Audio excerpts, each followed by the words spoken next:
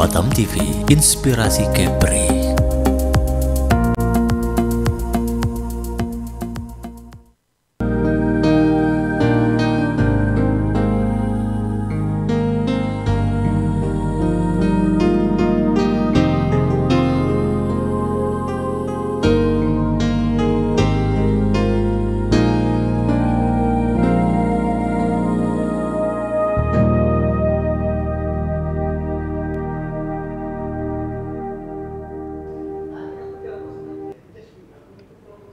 Namo Buddhaya Soti Hotu.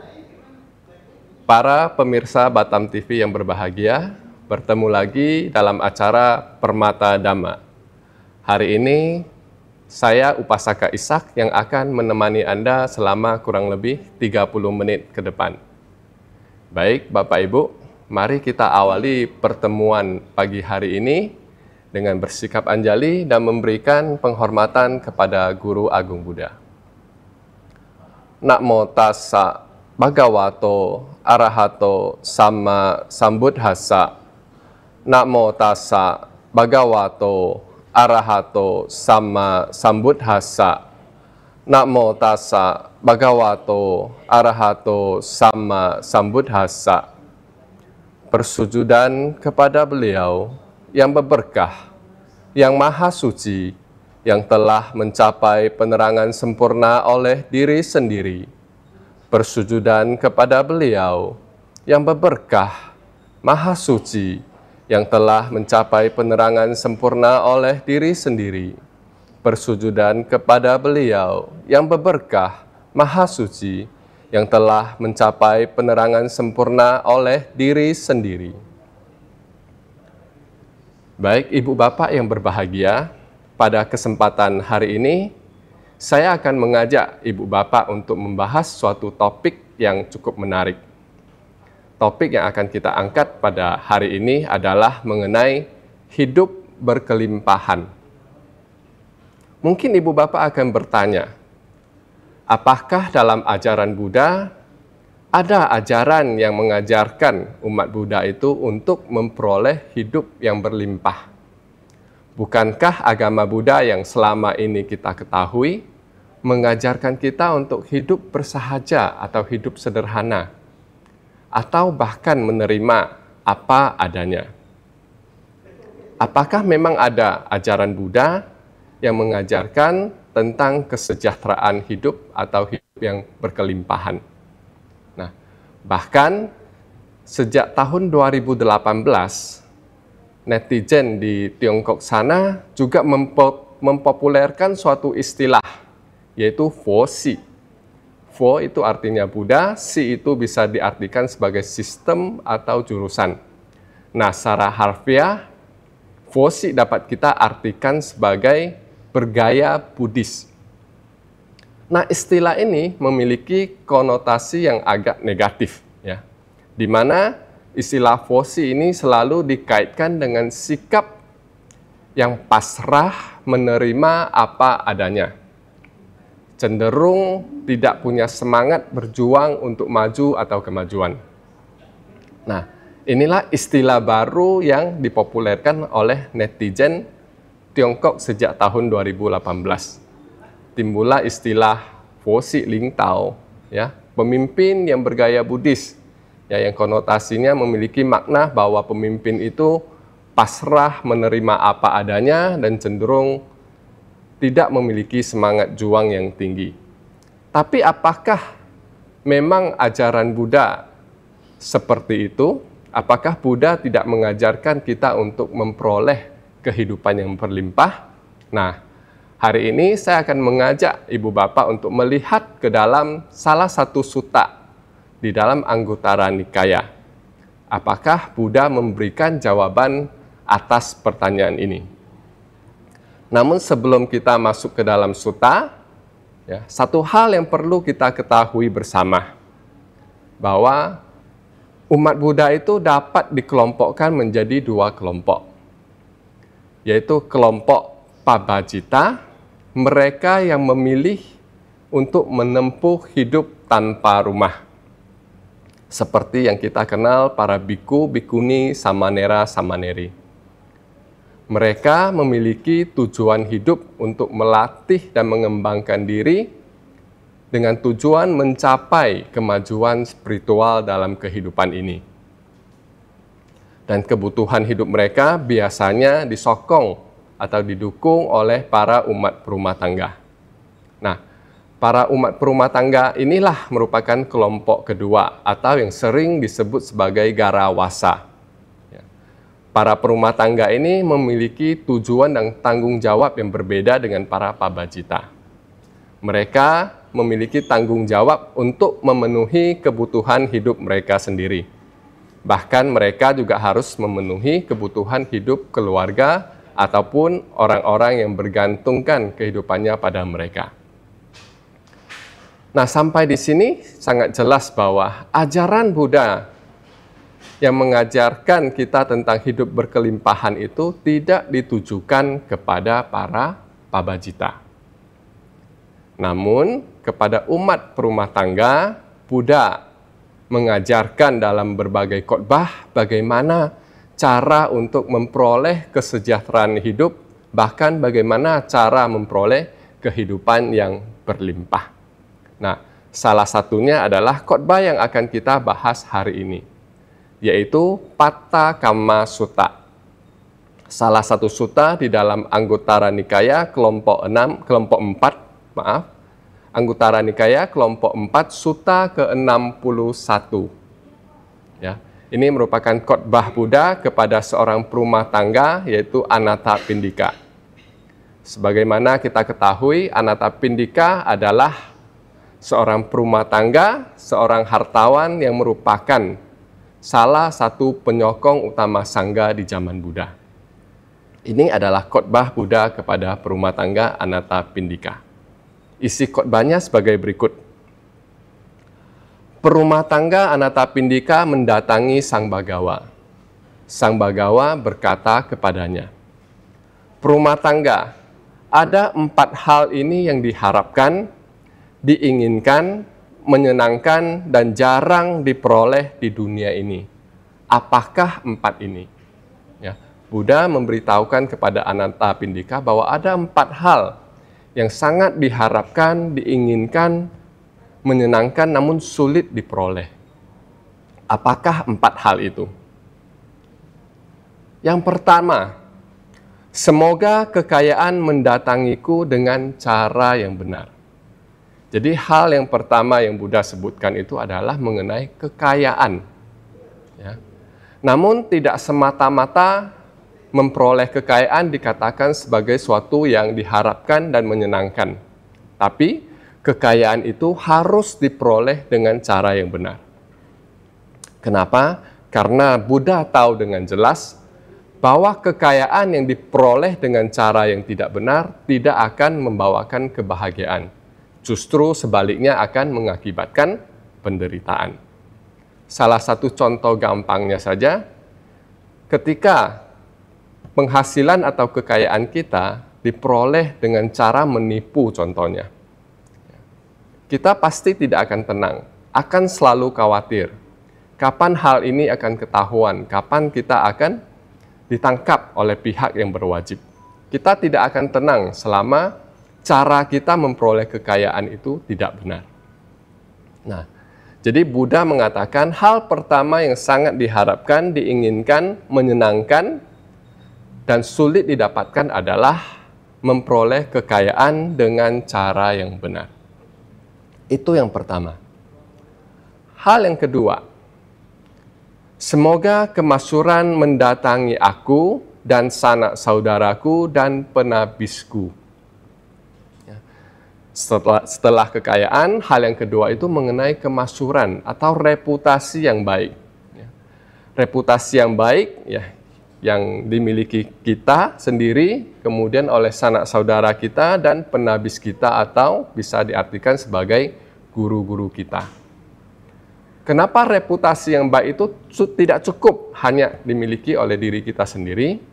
Karena Buddha juga mengetahui bahwa reputasi orang-orang di sekitar kita sedikit banyak akan mempengaruhi reputasi dari diri kita. Contohnya, ya, Misalnya ada keluarga dekat kita yang melakukan suatu tindakan yang melanggar hukum, sedikit banyak ya, nama kita juga akan terbawa. Maka dikatakan oleh Buddha sebagai hal yang menyenangkan apabila reputasi yang baik itu dimiliki oleh diri kita sendiri, oleh orang-orang di sekitar kita, termasuk para guru-guru kita. Itu adalah hal yang kedua. Hal yang ketiga yang sangat diharapkan, diinginkan, menyenangkan, dan sulit didapatkan, yaitu semoga aku panjang umur dan menikmati umur yang panjang. Ya. Di sini perlu kita cermati ya, bukan sekedar panjang umur, tapi kita juga harus bisa menikmati umur panjang tersebut. Kita tidak ingin umur yang panjang jika kita selalu terkondisikan dalam penderitaan, misalnya kesulitan ekonomi, ya, kesulitan dalam kesehatan kita. Bukan itu yang diharapkan. Namun umur yang panjang itu harus bisa kita nikmati. Ya. Mungkin kita memiliki kekayaan yang cukup, kesejahteraan yang cukup, punya reputasi yang baik, ya. Kemudian kita juga punya dikerumuni oleh keluarga-keluarga yang kita sayangi. Nah, itulah hal yang ketiga yang disebutkan oleh Buddha sebagai sesuatu yang diharapkan, diinginkan, menyenangkan, namun sulit didapatkan. Nah, hal yang keempat, yaitu dengan hancurnya jasmani, setelah kematian tiba, semoga aku terlahir kembali di alam tujuan yang baik, di alam surga. Ya. Jadi hal yang keempat ya menyatakan bahwa tidak cukup kebahagiaan pada kehidupan ini, pada kehidupan yang akan datang kita juga menikmati kebahagiaan di alam tujuan yang lebih baik atau alam surga. Ya. Mungkin ada yang akan berargumen, bukankah tujuan utama umat Buddha itu bukanlah surga? Namun tujuan utama umat Buddha itu adalah untuk merealisasi nibbana atau pembebasan sejati. Betul sekali Bapak Ibu. Namun di sini kita dapat melihat bahwa sebenarnya Buddha juga memuji ya, bahwa kelahiran di alam surga itu juga sudah sangat-sangat baik. Tidak mudah bagi kita untuk terlahir di alam surga. Ya. Jadi kelahiran di alam surga juga merupakan suatu hal yang sangat diinginkan, diharapkan, menyenangkan, namun sulit untuk didapatkan. Nah, inilah 4 hal yang menurut Buddha ya, adalah hal yang sangat diharapkan, menyenangkan, namun sulit didapatkan. Dari sini dapat kita simpulkan bahwa sebenarnya Buddha, terutama terhadap para umat berumah tangga, ya, tidak melarang para umat berumah tangga itu untuk memperoleh kesejahteraan di dalam hidup. Justru sebaliknya, Buddha mengatakan bahwa ada hal-hal, ya, diantaranya 4 hal ini patut, layak diperjuangkan oleh umat berumah tangga sebagai suatu keberhasilan dalam hidup mereka. Dalam sutta ini juga, Buddha menjelaskan kepada kita, selain 4 hal ini sebagai hal yang layak diperjuangkan, Buddha juga memberikan caranya, bagaimana cara kita bisa mendapatkan 4 hal tersebut. Ada hal-hal yang perlu kita sempurnakan. Kita melihat ke dalam kelanjutan sutta ini. Ada perumah tangga, 4 hal lainnya yang mengarah pada diperolehnya 4 hal tadi. Apakah 4 ini? Yang pertama, kesempurnaan dalam keyakinan. Yang kedua, kesempurnaan dalam perilaku bermoral. Yang ketiga, kesempurnaan dalam kedermawanan. Dan yang keempat adalah kesempurnaan dalam kebijaksanaan. 4 hal ini tidak asing bagi kita umat Buddha, ya, yaitu mengenai sada, sila, caga, dan panya. Bagaimana kita menyempurnakan 4 hal ini agar memperoleh 4 hal tadi? Nah, jangan kemana-mana para pemirsa, kita akan membahas 4 hal ini setelah pesan-pesan berikut ini.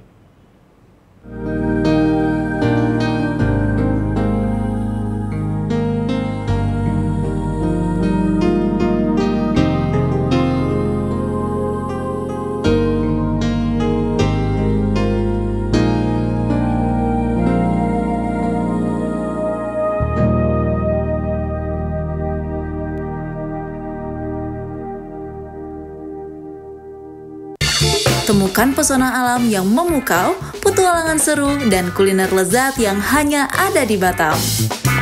Dari aktivitas air yang mendebarkan, hingga destinasi wisata yang memanjakan mata, Batam punya semuanya. Jelajahi ikon-ikon kota yang mempesona dan rasakan kehangatan budaya lokal. Dan jangan lewatkan sajian kuliner Batam yang menggugah selera, dari seafood segar hingga hidangan tradisional yang autentik. Belanja puas di pusat perbelanjaan modern yang lengkap dan nyaman. Batam, destinasi sempurna untuk liburan yang tak terlupakan. Tayang setiap hari hanya di Batam Televisi. Amazing Batam, enjoy the new city. Expose Kepri. Program ini dirancang untuk memberikan sorotan khusus pada berita dan informasi dari berbagai sektor. Kedatangan Duta Besar India ini disambut oleh Kepala Dinas Pariwisata Kepulauan Riau, Panglima TNI Jenderal Agus Subianto menyempatkan diri mengunjungi Pulau Penyengat. Dengan tujuan terjadi peningkatan kerjasama khususnya. Event Sport Tourism spektakuler di Asia, Bintan Triathlon 2024 sukses digelar. Perlombaan triathlon digelar sejak Sabtu dan Minggu. Event Natuna Geopark Marathon 2024 yang diselenggarakan 12 Mei 2024 oleh Dinas Pariwisata dan Budaya Kabupaten Natuna diminati prajurit TNI. Peluncuran dan pelayaran perdana MP Putri Anggraini 07 dari Pelabuhan Harbour Bay, Batam ke Pelabuhan Putri Harbour, Johor Bahru, Malaysia. Kami memiliki tea room yang pertama di Asia Tenggara yang berfungsi sebagai pusat penilaian perkembangan, kegiatan pendidikan dan sesi terapi.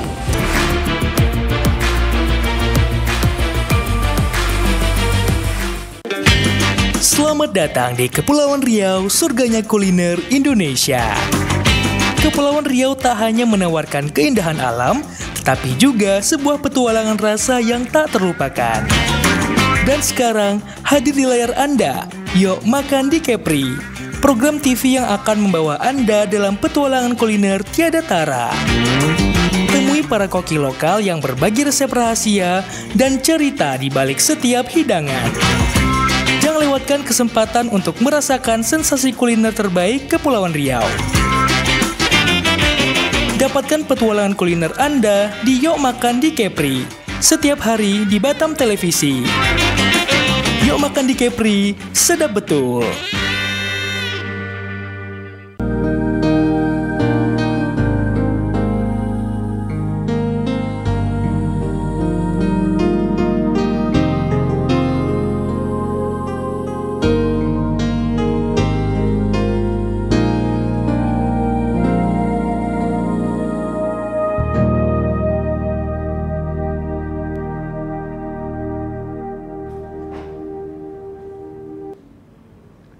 Para pemirsa Batam TV yang berbahagia, selamat bergabung kembali dalam acara Permata Dhamma. Masih bersama saya Upasaka Ishak. Di sesi sebelumnya kita sudah membahas bahwa Buddha mengatakan ada 4 hal yang diharapkan, diinginkan, menyenangkan namun sulit didapatkan. Yaitu kekayaan yang diperoleh dengan cara yang benar, kemaksuran bagi kita dan orang-orang di sekitar kita, kemudian umur yang panjang serta kita dapat menikmati umur panjang tersebut, dan yang terakhir adalah setelah kelahiran ini kita akan terlahir di alam yang berbahagia atau alam surga. Nah, 4 hal ini dikatakan oleh Buddha sebagai 4 hal yang layak kita perjuangkan sebagai seorang umat berumah tangga. Nah, untuk memperoleh 4 hal ini, Buddha juga mengatakan bahwa harus menyempurnakan 4 hal lainnya, yaitu kesempurnaan dalam keyakinan, perilaku bermoral, kedermawanan, dan kebijaksanaan. Nah, apa yang dimaksud kesempurnaan dalam 4 hal ini? Kita akan melihat satu persatu. Yang pertama, kesempurnaan keyakinan. Di sini seorang siswa mulia memiliki keyakinan. Ia menempatkan keyakinan dalam pencerahan Sang Tathagata sebagai berikut.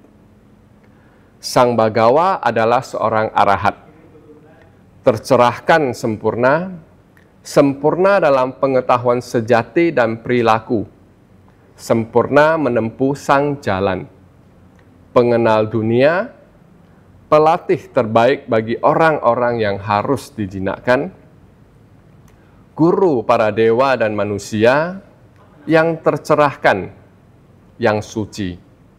Nah, jadi kesempurnaan dalam keyakinan ini maksudnya adalah kita memiliki keyakinan akan keagungan Buddha. Hal ini sangat penting. Bila kita tidak memiliki keyakinan akan keagungan Buddha, akan timbul keraguan-raguan dalam diri kita mengenai apa yang diajarkan oleh Buddha.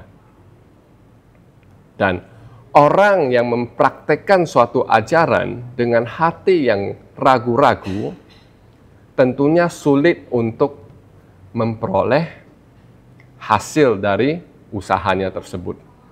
Mereka cenderung gampang putus asa, gampang menyerah, gampang mengubah lintasan mereka.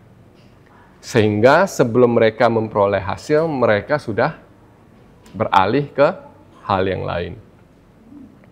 Sering diumpamakan seperti ketika kita ingin mendapatkan api dengan menggosok-gosokkan kayu, apabila hal itu tidak dilakukan secara terus-menerus, secara konsisten, ya, namun kita ragu-ragu bahwa apakah ini benar bisa menghasilkan api, kita akan sulit untuk memperoleh panas api dari usaha tersebut. Karena cenderung kita akan berhenti di tengah jalan, berganti ke cara yang lainnya. Jadi memiliki kesempurnaan dalam keyakinan adalah hal pertama yang perlu kita miliki agar kita dapat memperoleh 4 hal tadi. Ya. Ini mengenai kesempurnaan akan keyakinan terhadap keagungan Buddha. Yang kedua yang harus kita sempurnakan adalah perilaku bermoral. Apa yang dimaksud dengan kesempurnaan dalam perilaku bermoral? Di sini seorang siswa mulia menghindari membunuh, mencuri, berbuat asusila, berbohong, minuman keras, anggur, dan minuman memabukkan yang menjadi landasan bagi kelengahan. Nah, 5 hal ini tentu tidak asing bagi kita sebagai umat Buddha berumah tangga. Ini adalah kewajiban dasar kita untuk merawat yang kita kenal sebagai Pancasila Buddhis. 5 aturan latihan kemoralan bagi umat berumah tangga. Kenapa hal ini penting? Karena setiap pelanggaran aturan kemoralan tersebut akan menjauhkan kita dari 4 hal tadi. Ketika kita melakukan pembunuhan, itu akan berakibatkan umur yang pendek. Ketika kita melakukan pencurian, kita akan kesulitan dalam memperoleh kekayaan. Ketika kita melakukan hal-hal yang melanggar asusila atau perbuatan-perbuatan asusila, kita akan mendapatkan reputasi yang buruk. Ya, ketika kita suka berbohong atau berucap yang tidak benar, kita akan tidak dipercayai. Dan terakhir, apabila kita sering bermabuk-mabukan, ya kita akan lengah. sehingga reputasi kita juga menjadi tidak baik. Jadi apabila kita tidak merawat 5 sila ini, 5 aturan moralitas ini dengan baik, maka sulit bagi kita untuk mengkondisikan sebab yang bisa menghasilkan 4 hal yang sangat diharapkan tadi. Sebaliknya, apabila kita dapat merawat 5 sila ini dengan baik, maka kondisi akan terbentuknya atau diperolehnya 4 hal tadi ya, dapat dimunculkan. Maka 5 aturan kemoralan sila ini menjadi kewajiban dasar bagi kita sebagai umat Buddha berumah tangga. Nah, itu adalah mengenai kesempurnaan dalam perilaku bermoral. Yang ketiga, kesempurnaan dalam kedermawanan. Di sini seorang siswa mulia berdiam di rumah dengan pikiran yang bebas dari noda kekikiran. Dermawan dengan bebas, bertangan terbuka, bersenang dalam melepas, menekuni derma, bersenang dalam memberi dan berbagi. Ya. Jadi kesempurnaan dalam kedermawanan ini maksudnya kita harus bisa menumbuhkan atau memupuk sikap kemurahan hati di dalam diri kita. Ya. Dalam berbagai sutta lainnya, Buddha memuji kemurahan hati atau kedermawanan ini. Ya. Buddha mengatakan bahwa orang yang dermawan, orang yang bermurah hati, akan disenangi oleh banyak orang. Orang yang dermawan, orang yang bermurah hati, nama baiknya akan tersebar kemana-mana. Ya. Dan kedermawanan dan kemurahan hati juga merupakan sebab dari kemudahan kita dalam memperoleh kekayaan dengan cara yang benar. Nah, jadi kesempurnaan dalam kedermawanan ini juga merupakan salah satu hal yang perlu kita sempurnakan untuk memperoleh 4 hal tadi. Nah, dan yang terakhir, kesempurnaan dalam kebijaksanaan. Jika seseorang berdiam dengan pikiran dikuasai oleh kerinduan dan keserakahan yang tidak selayaknya, niat buruk, ketumpulan dan kantuk, kegelisahan dan penyesalan, keragu-raguan, maka ia melakukan apa yang seharusnya dihindari dan mengabaikan tugasnya, sehingga kemasyhuran dan kebahagiaannya menjadi rusak. Nah, kesempurnaan dalam kebijaksanaan di sini, Buddha mengajak kita untuk melihat bahwa sebenarnya ada 5 rintangan yang menghalangi kita untuk memperoleh apa yang kita harapkan. Ya. Kelima hal tersebut adalah yang pertama yaitu kerinduan dan keserakahan yang tidak selayaknya. Ya. Kita menikmati hal-hal yang bersifat duniawi atau indrawi secara berlebihan. Itu merupakan rintangan yang pertama. Contoh yang dapat kita temukan sehari-hari. Sekarang tidak jarang kita menemukan anak-anak remaja ataupun anak-anak muda itu ketagihan dengan bermain games. Banyak sekali waktu mereka dihabiskan untuk bermain games, sehingga mereka melalaikan tugas dan tanggung jawab mereka di peran-peranan yang lain. Mereka melalaikan tugas mereka sebagai seorang siswa, ya, sebagai seorang anak, ya, sehingga waktu yang mereka gunakan untuk belajar, untuk membantu orang tua tersita oleh waktu mereka bermain games. Sehingga dikatakan mereka melakukan apa yang tidak seharusnya mereka lakukan dan mereka tidak melakukan apa yang seharusnya mereka lakukan. Ya, itu adalah rintangan yang pertama. Kemudian rintangan kedua yaitu niat buruk. Ya. apabila kita melakukan sesuatu hal, kita mengawali suatu perbuatan itu dengan niat buruk, tentunya tidak akan memberikan buah yang baik, tidak akan membuahkan kebahagiaan. Dalam Dhammapada juga Buddha mengatakan bahwa pikiran adalah pelopor. Ya. Kita adalah apa yang kita pikirkan. Jadi kita mengawali perbuatan ya, kita dengan niat buruk tentunya akan membuahkan penderitaan. Yang ketiga, ketumpulan dan kantuk atau dengan kata lain bermalas-malasan. Ya, tentu itu adalah satu rintangan. Keempat, kegelisahan dan penyesalan. Ya. Orang yang penuh gelisah atau penyesalan ya, sulit untuk fokus pada apa yang dilakukan pada masa sekarang. Mereka cenderung hidup di masa lalu ataupun mengkhawatirkan akan masa depan. Dan terakhir, rintangan yang harus kita atasi adalah keraguan-raguan. Sebagaimana yang telah saya jelaskan tadi di poin tentang keyakinan. Apabila kita ragu-ragu dalam melakukan suatu hal, kita akan sulit untuk memperoleh hasil dari usaha kita. Nah, jadi melihat 5 rintangan ini, ya, Buddha mengatakan kita harus mengenali 5 rintangan ini, kemudian mengatasinya untuk memperoleh kesempurnaan dalam kebijaksanaan. Nah, jadi itulah 4 hal yang kita harus sempurnakan untuk memperoleh 4 hal tadi, yang sangat diinginkan, diharapkan, menyenangkan, namun sulit untuk diperoleh. Yaitu kita menyempurnakan keyakinan kita, perilaku bermoral, kemudian kedermawanan dan kebijaksanaan. Nah, mungkin ini saja yang dapat saya sampaikan pada kesempatan ini.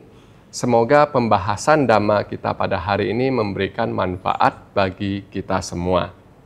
Dan semoga kebajikan yang kita lakukan pada pagi hari ini melimpah kepada leluhur kita, melimpah kepada sanak saudara kita, dan melimpah kepada semua makhluk hidup. Sampai ketemu di kesempatan lain, saya Upasaka Ishak, mohon pamit. Akhir kata, Sabe Sata Bawantu Sukitata, semoga semua makhluk hidup berbahagia. Sadu, sadu, sadu. Namo Buddhaya.